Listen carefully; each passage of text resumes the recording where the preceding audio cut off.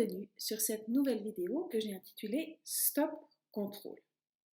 Alors je m'appelle Anita Rossier, je suis hypnothérapeute, coach et guérisseuse. Qu'est-ce que ça veut dire tout ça? Ça veut dire que j'ai choisi à un moment donné dans mon parcours professionnel de dédier, si vous voulez, mon temps et mon énergie à transmettre et à aider des personnes tout en m'aidant moi-même évidemment à comprendre leur haute sensibilité et à guérir en fait ce qu'elles considèrent comme étant une blessure.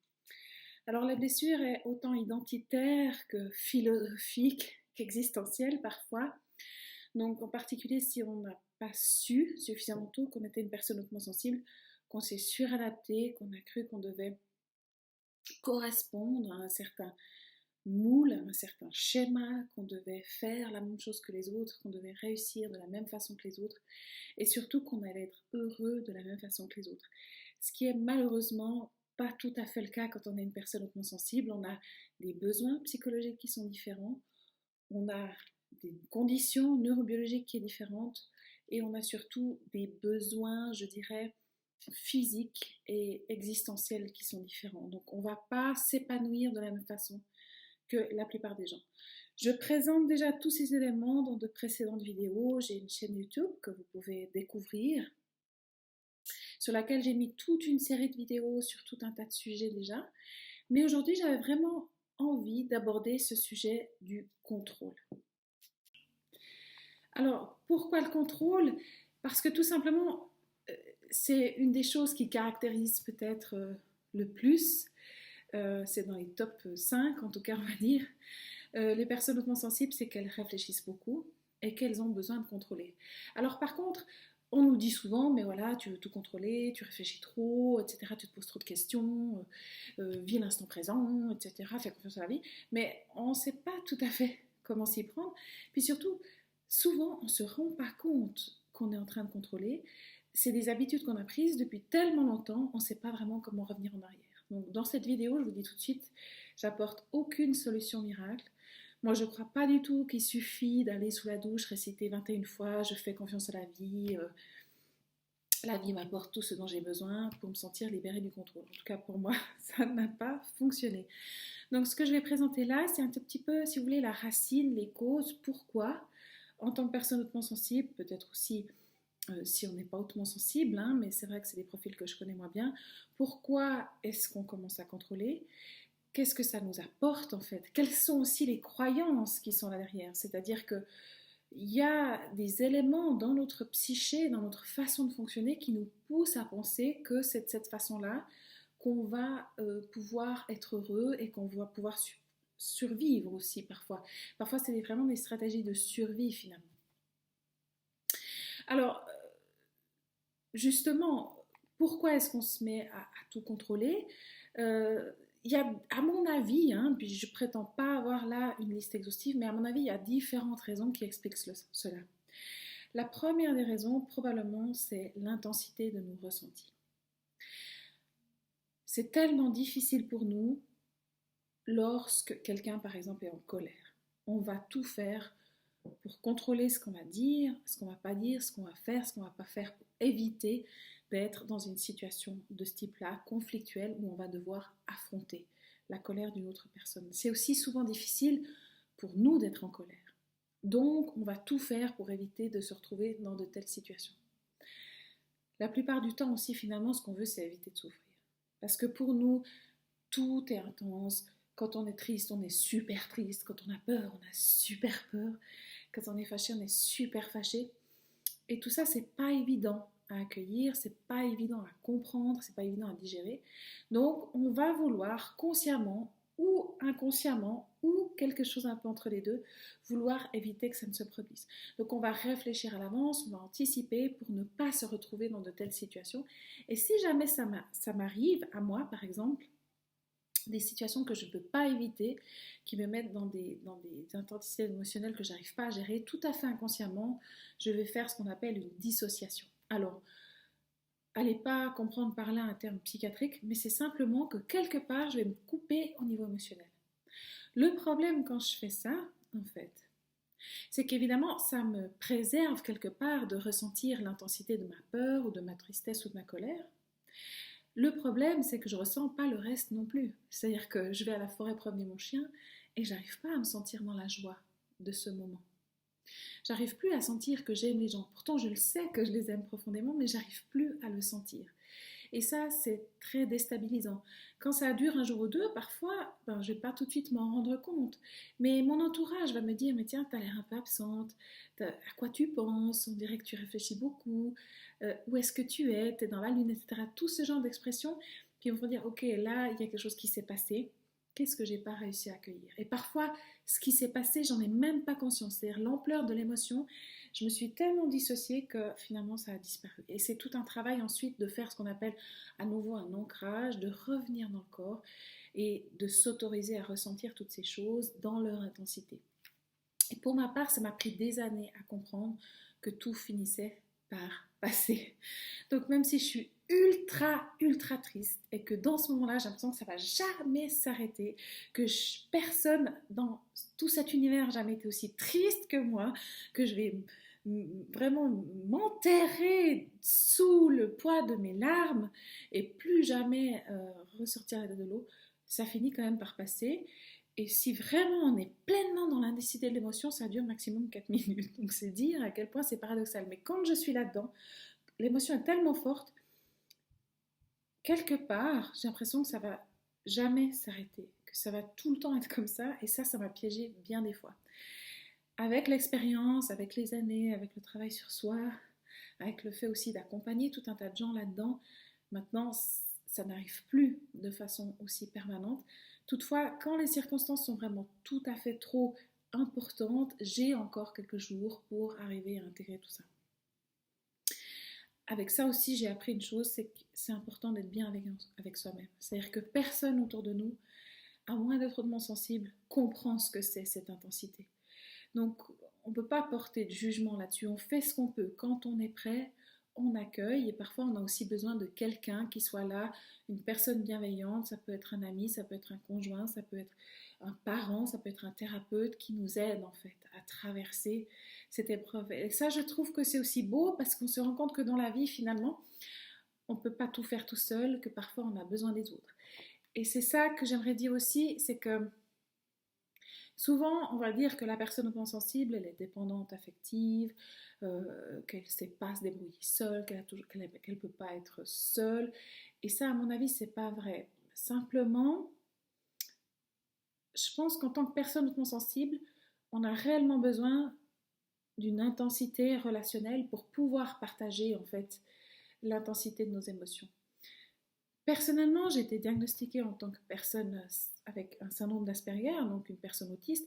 Je ne suis pas quelqu'un de très social, je n'ai pas besoin d'être entourée de 10 000 personnes, mais j'ai besoin d'avoir autour de moi quelques personnes de référence avec qui je me sens à l'aise, avec qui je me sens confortable pour partager ce que je ressens et parfois aussi pour avoir du soutien pour traverser ces périodes-là.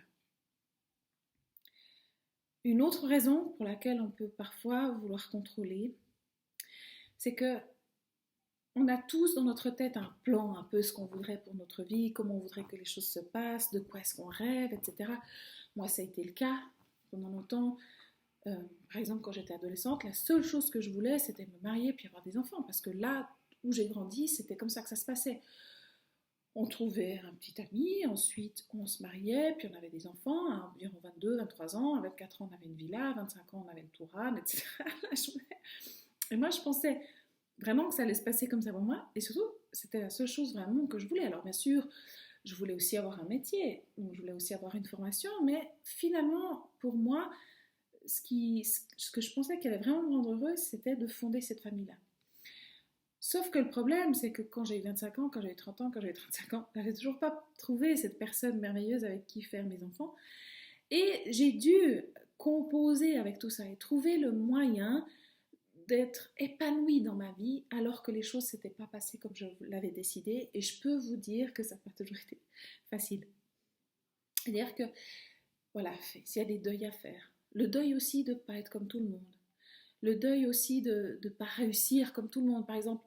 Ensuite, bon, je me suis dit, voilà, moi, ça ne fonctionne pas, probablement j'aurais jamais de famille. Euh, et puis alors j'avais décidé de faire des études. Et je me suis dit, bon alors, je vais tout mettre là-dedans, je vais faire carrière, etc. Et ça non plus, ça m'a pas rendue heureuse en fait, parce que je me suis pas épanouie là-dedans. Pour moi, la réussite sociale, l'argent, etc., ça me nourrissait pas. Et il y a eu un deuil là aussi à faire. Ouais. Et pourtant, c'est pas forcément ce que j'aurais décidé de faire.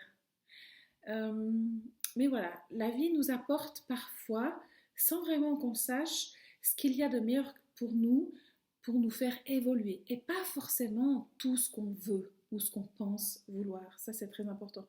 Mais ça veut dire aussi que dans ce moment-là où on doit renoncer à notre illusion, à ce qu'on s'était imaginé qui allait nous rendre heureux, ben, c'est douloureux et il faut traverser ces moments-là. Une autre raison pour laquelle on peut avoir envie de contrôler, c'est la croyance que plus j'anticipe à l'avance, plus je me fais du souci, plus j'imagine le scénario catastrophe et je mets des barrages en place, des actions, etc. pour qu'est-ce que je vais faire, moins j'aurai d'ennui et je vais parvenir à changer le cours des événements par la force de ce mental, de cette réflexion. Et ça, c'est pas facile de renoncer à cette croyance et de se dire que quoi qu'il arrive, je trouverai une solution.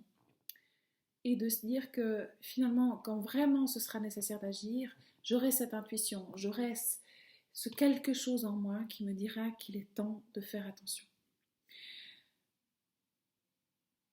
Pourquoi ça ne peut pas être vrai? Le fait d'anticiper, pourquoi ça ne m'empêche pas en fait de traverser des événements difficiles? On le voit bien actuellement avec cette période de coronavirus, personne ne pouvait s'imaginer ça. Enfin, c'est pas tout à fait vrai parce que certains le voyaient venir. Toutefois, la plupart d'entre nous, on ne pouvait pas s'imaginer encore au début de l'année que vers le mois de mars, le mois de février-mars, comme ça, on serait tous confinés chez nous, qu'on ne pourrait plus embrasser nos proches, qu'on ne pourrait plus se retrouver entre amis, faire de repas, etc. Et qu'est-ce qu'on aurait pu faire pour éviter ça? En revanche, si je vis dans cette anxiété, que je me fais de soucis, qu'est-ce que je vais faire? Je vais nourrir l'anxiété, je vais nourrir la peur, et ça, il faut savoir, par exemple, que le stress, et notamment les hormones du stress, éteignent le système immunitaire. Donc quelque part, plus je me fais du souci par rapport à ça, plus je vais éteindre mon système immunitaire et plus j'ai de risques de contracter une maladie ou d'avoir un problème de santé. Donc tout ce que j'essayais d'éviter, par exemple aussi par rapport aux soucis financiers, toutes ces choses-là finalement, en pensant préserver une certaine sécurité, je finis par me pourrir la vie et je finis par rendre ma vie finalement insupportable. Donc c'est très très difficile de parvenir à lâcher cette croyance que je ne peux pas tout anticiper, que la vie me présente ce qu'elle a bien choisi de me présenter, mais que toutefois je vais m'en sortir, que je trouverai en moi les ressources et que quoi qu'il arrive, j'aurai ce ressenti qui me dira quoi faire au bon moment. Et ça, c'est vraiment, ça s'apprend. C'est au jour le jour, un moment après l'autre, apprendre à retrouver ces ressentis, apprendre à les accueillir, apprendre à écouter les messages que je reçois de mon intuition. Parce que justement, est-ce que vous avez déjà réalisé que pendant tout ce temps où on se fait du souci, où on cherche à contrôler, à anticiper ce qui va se passer, etc., tout ce qui est réellement nécessaire à notre survie, on oublie de le faire. Par exemple, on oublie totalement de respirer. Et pourtant, heureusement, on respire toujours. D'ailleurs, on n'a pas besoin de penser à ce que notre cœur batte. Il le fait. On n'a pas besoin de penser à digérer. On n'a pas besoin de penser à préserver notre système immunitaire. Tout est absolument fabuleusement régulé par notre inconscient pour nous maintenir en vie. Donc en réalité, tout se passe sans qu'on ait besoin d'y réfléchir. Toutefois, plus on réfléchit et plus on risque d'entraver ce processus qui sinon se passerait de façon assez fluide. Et plus on réfléchit, plus on est dans le mental, plus on crée un déséquilibre aussi énergétique qui va nous conduire tôt ou tard à la maladie. Ça peut être une maladie mentale du type un trouble anxieux généralisé, ça peut même aller jusqu'à une dépression, ça peut conduire à des troubles alimentaires pour finalement gérer toute cette surpression que je me mets. ça peut aller à des troubles immunitaires, donc des maladies de type immunitaire, ça peut aller vers tout un tas d'affections qui vont finalement me pousser un jour ou l'autre à lâcher tout ça. Si jamais je peux éviter d'avoir besoin d'être aussi malade pour commencer à réaliser tout ça, c'est tant mieux et vraiment je vous le souhaite. Si cette vidéo peut être utile à au moins une personne d'entre vous, eh bien j'en serais vraiment très très heureuse.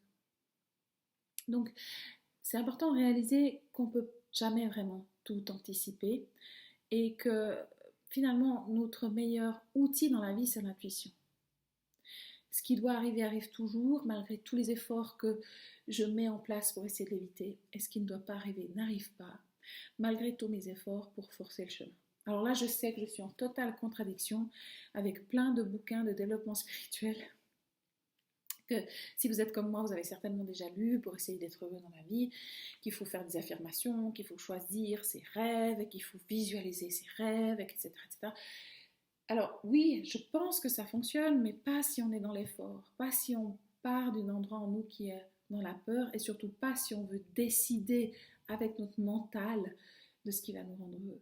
Au fond, je crois que tout ça, ça marche si on suit notre cœur et si on se laisse inspirer. Parce que justement, si vous êtes comme moi, ça fait un moment que vous êtes dans une démarche existentielle, de recherche, etc. Vous avez lu 135 000 bouquins que des fois, on a même de la peine à... Finalement, intellectuellement, on sait tout ce qu'il faudrait faire, on sait tout comment ça marche, mais on a de la peine à le concrétiser au quotidien, à allier, je dirais, ce savoir qui est très intellectuel avec notre vie quotidienne. Et puis en plus, souvent, on comprend mal pas toutes ces choses. Justement, le culte du pouvoir personnel, cette idée que je peux choisir consciemment ce que je veux vivre, en fait, ça, moi, j'y crois plus, en fait. C'est pas qu'on n'a pas de choix, mais on a surtout le choix de faire le meilleur de ce que la vie nous apporte. Encore une fois, je vais revenir sur cette période de coronavirus. C'est douloureux pour beaucoup. Il y aura des deuils à faire, il y aura des changements. Tout le monde est dans l'incertitude actuellement. Ce qu'on va faire collectivement de cette situation et quelles opportunités on va en tirer, ça va dépendre de nous à un moment donné, de notre capacité collectivement à tirer le meilleur des leçons que tout ceci va nous apporter. Est-ce qu'on va rester dans la peur? Est-ce qu'on va, à la suite de ça, nourrir en nous cette anxiété, essayer d'anticiper, etc. Ou est-ce qu'on va essayer d'apprendre de ça? Est-ce qu'on va essayer de mettre en place des nouveaux fonctionnements pour pouvoir vivre plus sereinement à l'avenir, plus en adéquation aussi avec ce qui nous entoure, avec les nôtres, mieux apprécier notre prochain, mieux apprécier le fait qu'on puisse être en famille, etc. On nous dit aussi dans tous ces bouquins qu'on attire à nous ce qui nous fait peur. Alors, ce qui est terrible quand on est une personne hautement sensible, si vous êtes comme moi, c'est que du coup, chaque fois que vous avez peur, vous dites « Oh là, mon Dieu, maintenant ça va m'arriver » et ça nourrit la peur. On commence à avoir peur d'avoir peur, et ensuite on se sent coupable d'avoir eu peur parce qu'on se dit que c'est à cause de ça, et ça devient interminable et on est enfermé dans ce mental qui réfléchit, qui rumine, etc. et qui cherche comment se libérer totalement de la peur, ce qui, à mon avis, n'est pas utile et qui est probablement une utopie. On dit d'ailleurs que tout ce que l'on désire se trouve de l'autre côté de la peur. Moi, j'ai appris à voir la peur plutôt comme un signe de là où inconsciemment, j'avais vraiment envie d'aller.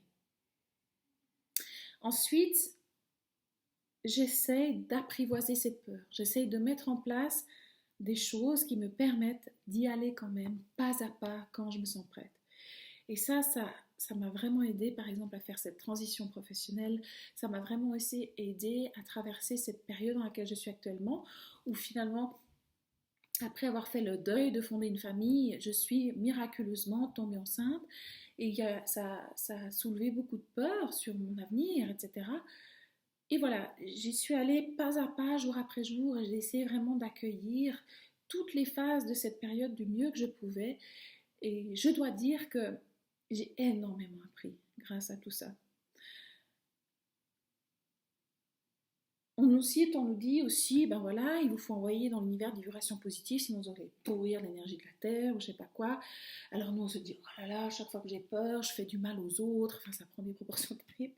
Et bien sûr, ça aussi, c'est vrai.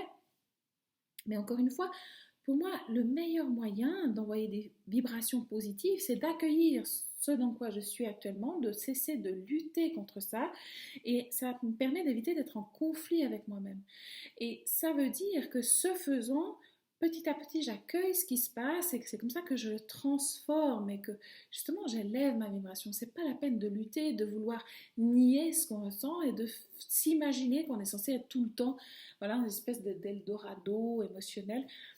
Parce que moi, j'ai longtemps cru d'ailleurs, j'ai longtemps cru que si je travaillais suffisamment dur au niveau spirituel, si j'étais suffisamment développée, etc., j'allais devenir une espèce de Bouddha et que j'aurais plus jamais aucun défi dans la vie. Mais ça, j'y crois plus du tout. Je crois que la vie pousse toujours dans la direction pour nous faire évoluer.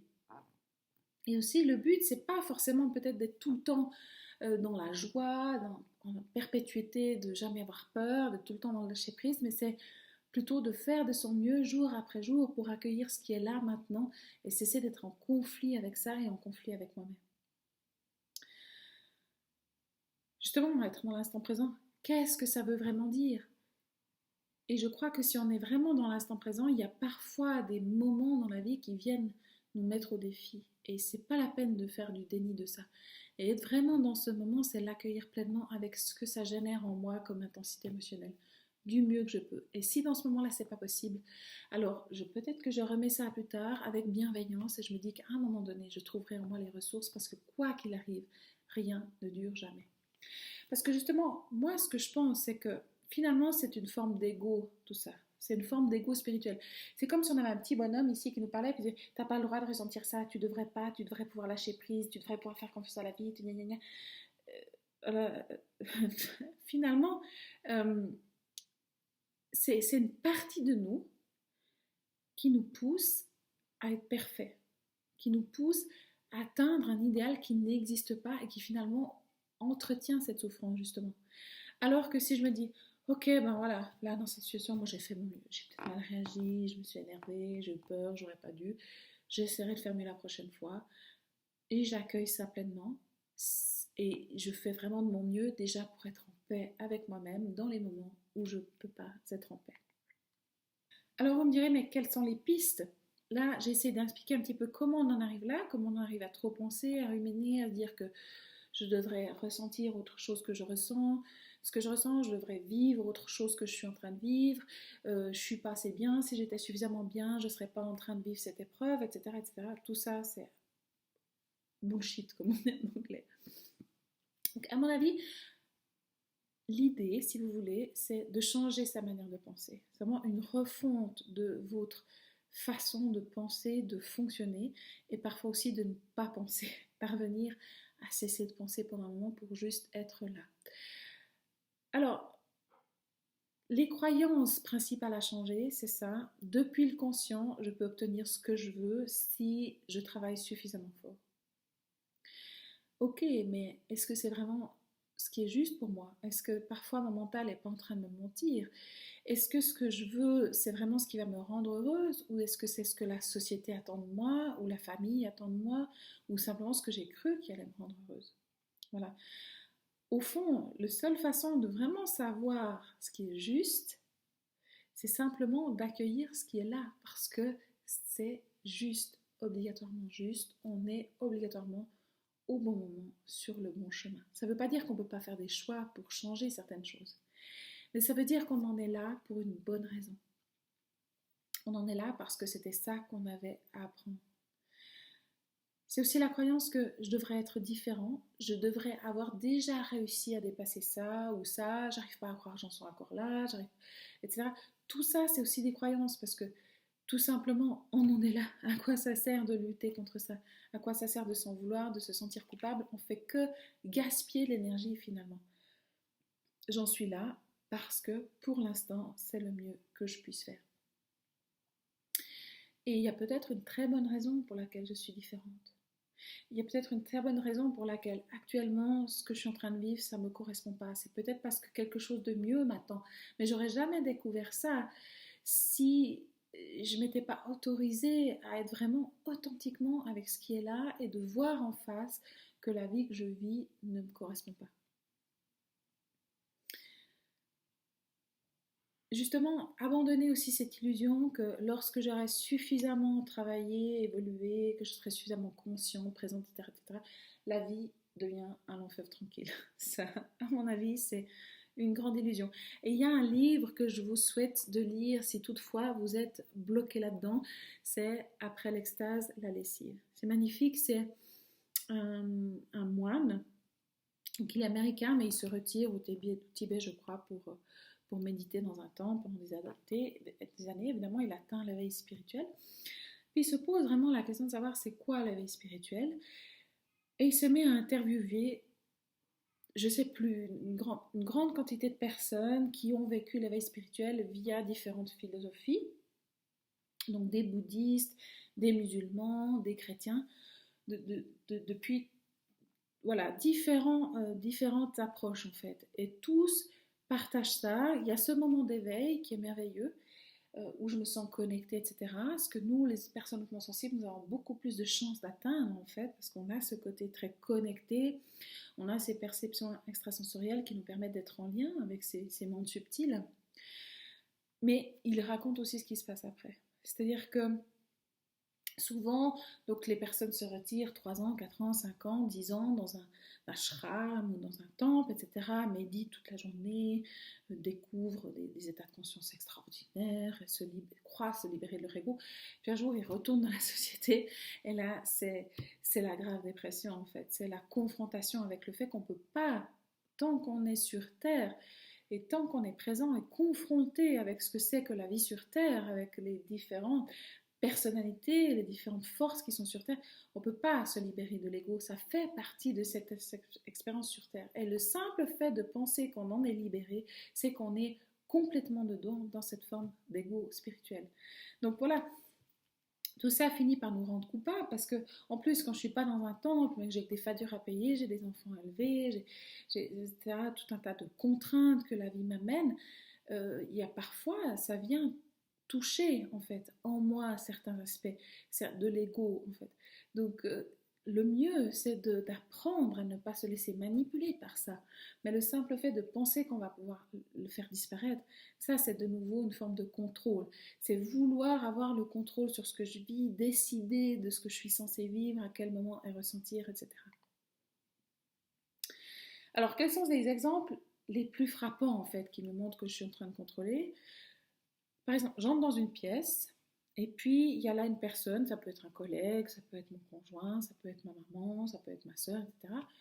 Cette personne semble tendue, alors là, ça va être de ma faute. J'ai dû dire ou pas faire un truc qui fait que en fait aussi je vais pouvoir arranger cette situation et je ne vais pas avoir à supporter cette tension. Ça, c'est typiquement du contrôle parce que rien ne me permet de savoir que c'est ma faute et rien ne me permet de savoir que je vais pouvoir y faire quoi que ce soit. Si ça se trouve, je vais simplement devoir attendre que cette situation s'apaise d'elle-même. Je peux éventuellement proposer mon aide, demander si je peux faire quelque chose. Je peux même poser la question, est-ce qu'il y a quoi que ce soit que j'ai fait, etc. Mais à un moment donné, la personne a sa propre vie, elle a tout un tas de raisons qui font que peut-être elle est tendue aujourd'hui, qui n'ont rien à voir avec vous. Et vous allez devoir supporter ça, supporter cette distance, supporter cette tension, jusqu'à ce que ça s'en aille en fait. Et ça, souvent, on a de la peine. Parce qu'avec cette empathie, on aurait besoin que tout autour de nous soit harmonieux pour nous-mêmes être harmonieux. Ça aussi, c'est important d'arriver à composer avec tout ça. Alors moi, je m'autorise des moments de solitude pour récupérer parce que c'est vrai que c'est tout un travail pour moi lorsque je suis dans des situations qui sont stressantes émotionnellement, où je sens des tensions, où je sens ci, où je sens ça. Ça me prend de l'énergie évidemment et je ne peux pas être tout le temps là-dedans, mais j'ai appris à cesser d'attendre que le monde entier soit bien pour pouvoir moi me sentir bien. Un autre élément aussi qui était longtemps difficile pour moi, c'est quand je percevais qu'une personne ne m'aimait pas, en particulier au travail. Ce qui arrivait souvent, parce que voilà, on ne peut pas plaire à tout le monde. Alors moi, je me disais, il faut que je change. Et alors, j'essayais aussi de m'adapter, de dire ce qu'il fallait.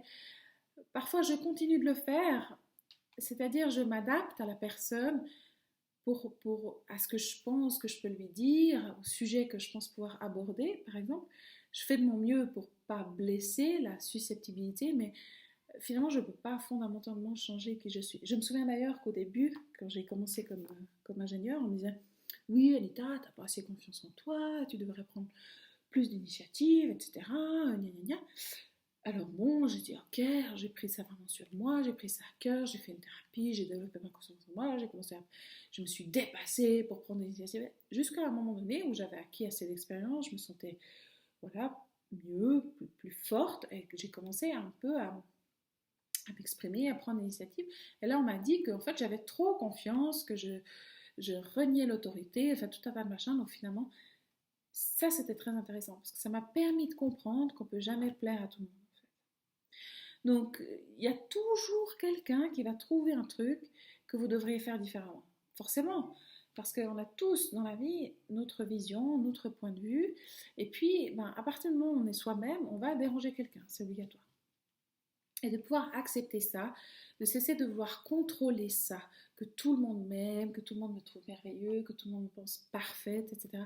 Ça, c'est aussi un grand renoncement. Une autre façon aussi qu'on a de contrôler, c'est de porter toute la responsabilité dans la relation. Ça, j'en ai déjà parlé aussi dans de précédentes vidéos, mais c'est vraiment un piège.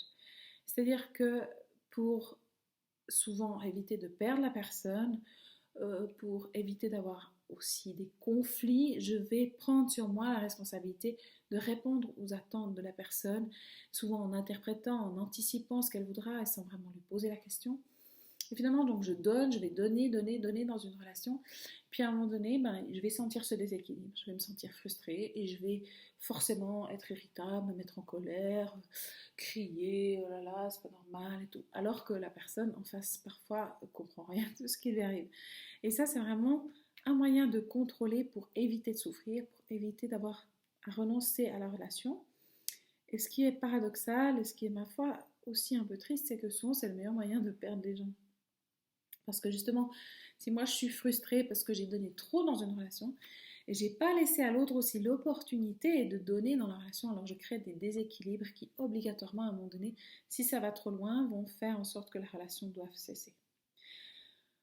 Aussi, si je fais ça, c'est-à-dire si je laisse à l'autre l'opportunité d'investir dans la relation, je vais pouvoir observer si vraiment elle souhaite investir dans la relation. Et parce que ça, c'est pas non plus sous mon contrôle et c'est parfois difficile à accepter. Que peut-être moi j'ai envie de cette relation, mais que la personne en face n'a pas autant envie que moi de cette relation. Évidemment, ça fait mal au cœur. Pour éviter ça, alors on va faire tout un tas de choses, prendre en charge la relation, proposer, etc. etc. Sauf que on ne peut pas créer une relation à tout seul en fait. Voilà, ça ne fonctionne pas. J'en ai déjà souvent parlé dans cette vidéo, probablement aussi dans d'autres vidéos. Je contrôle aussi lorsque je juge mes émotions et que je me dis que c'est autre chose que je devrais ressentir ici et maintenant. Là, je vais me permettre de détailler un peu plus parce que, à mon avis, de quoi ça vient, le fait de juger ses émotions, c'est justement on fait un déni de notre propre souffrance. Il y a en nous tout un tas de parts qui sont enfantines, qui n'ont pas encore grandi, qui sont restées bloquées à divers stades du développement. Ça nous arrive à tous lorsqu'on a vécu certaines choses qui sont difficiles. Donc, qu'est-ce qui se passe? Depuis mon moi adulte, développé, qui a lu des bouquins de développement personnel, etc., je me dis que dans cette situation, justement, je devrais arriver à accepter, je ne serais pas censée me sentir ni fâchée, ni en colère, ni ci, ni ça, et je devrais arriver à communiquer de façon machin, etc., non violente, je devrais être parfaite et tout ça, et donc comment ça se fait que j'en sois encore là, etc., etc. Sauf que, si je réagis comme ça, c'est qu'il y a en moi une blessure, en fait, une émotion, peut-être qui date d'il y a longtemps, ou peut-être qu'il y a vraiment quelque chose là dans ce qui est en train de se passer qui ne me convient pas. Donc si je cherche à juger ça, c'est quelque part que je fais du déni là-dessus. Et pour moi, pour cette partie de moi qui essayait de s'exprimer et que quelque part je nie, donc c'est comme si je lui disais, ben voilà, tais-toi, c'est en lui disant, toute une théorie, voilà, tu sais, tu devrais pas, parce que voilà, si tu étais vraiment suffisamment évolué spirituellement, tu lâcherais prise, et pour moi, c'est comme d'expliquer l'algèbre à un chat. Voilà. C'est que à cette partie-là, ça parle pas du tout. C'est du blablabla. Alors, j'aimerais détailler un peu plus cette histoire d'expliquer l'algèbre au chat. En fait, prenons un exemple. Quand j'étais enfant, il y a un moment donné, j'ai vécu une blessure d'abandon. Ça nous arrive à tous. C'est pas nécessaire que nos parents aient été maltraitants pour qu'à un moment donné, je me sois sentie abandonnée. Donc voilà, c'est resté là. J'ai jamais digéré ça, j'ai jamais pu comprendre ça parce que j'étais enfant. Voilà, un jour ou l'autre, parce que la vie est bien faite, je vais me retrouver dans une situation qui va à nouveau réveiller ça. Qu'est-ce qui va se passer? Je vais ressentir avec la même intensité émotionnelle cet événement que lorsque j'avais 3 ans, 4 ans, 5 ans, peu importe. C'est ce qu'on appelle un état régressif en hypnose. Donc à ce moment-là, ça va me submerger, je vais réagir d'une certaine façon qu'on pourra peut-être juger comme étant puéril, etc. Sauf que si c'est ce que je fais du déni en fait de cette souffrance qui m'est réellement arrivée lorsque j'avais 3 ans, 4 ans, 5 ans, 6 ans. Et imaginez-vous, c'est exactement pareil parce que cette part en nous n'a pas du coup tout grandi. C'est exactement pareil que si vous disiez vraiment à un enfant de 3 ans qui est dans la cour d'école, ben voilà, tu vois, tu devrais pas te sentir abandonné, tu devrais lâcher prise, accueillir en toi cette tristesse parce que tu as certainement choisi avant cette incarnation, cet événement pour te faire... Tout ça, c'est du blabla. Donc, évidemment, je vous dis pas d'avoir aucune maîtrise de vos émotions. Bien sûr, ça c'est pas toujours bienvenu de se mettre à pleurer, de faire une crise, etc. Mais simplement, si jamais ça vous arrive, de prendre ce recul, de se dire, ok, qu'est-ce qui a été réveillé là? Qu'est-ce qui s'est passé pour moi? Et de vraiment prendre acte et de simplement accueillir ce qui se passe sans chercher à juger, en tout cas dans un premier temps, sans chercher à l'analyser. Et ça, c'est parfois très difficile sans l'aide d'un thérapeute expérimenté à faire, mais c'est ça qui permet vraiment de transformer en fait et d'éviter que ces choses-là soient réveillées à nouveau. Parce qu'à un moment donné, quand c'est digéré et on fait ce qu'on appelle une désensibilisation.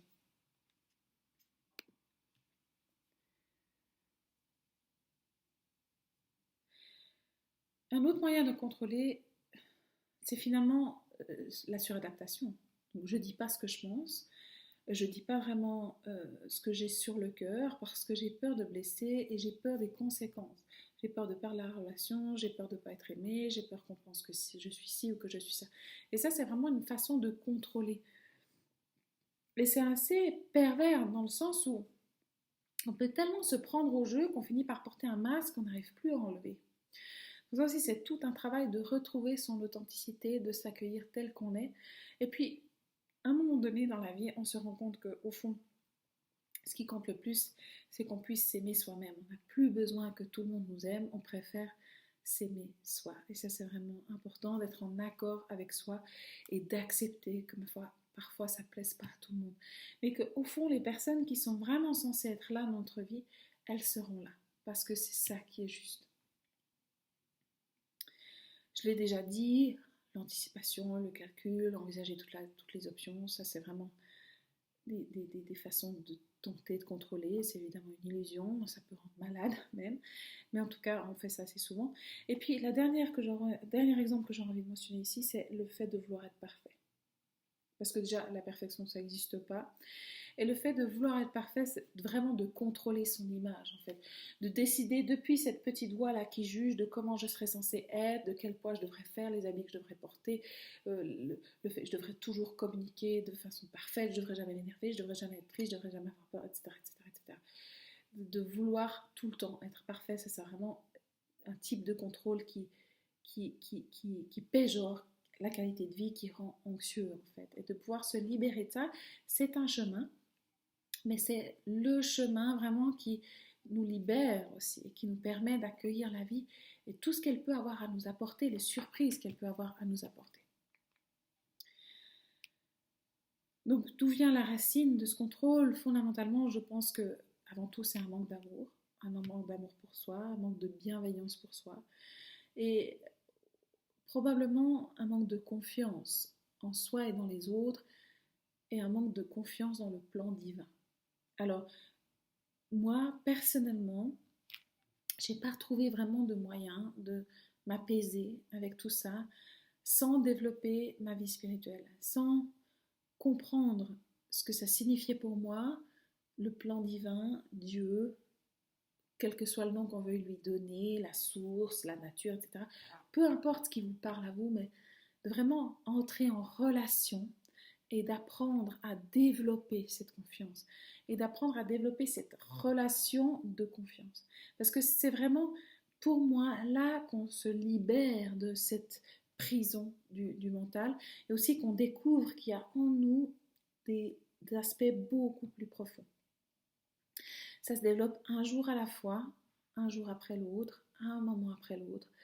Il y a des avant, il y a des moments où on a des grandes révélations, où on est complètement dedans, on est sûr que tout va bien se passer, on fait confiance à la vie. Et il y a des jours où on revient en arrière, on a à nouveau peur, on doit dépasser quelque chose, etc.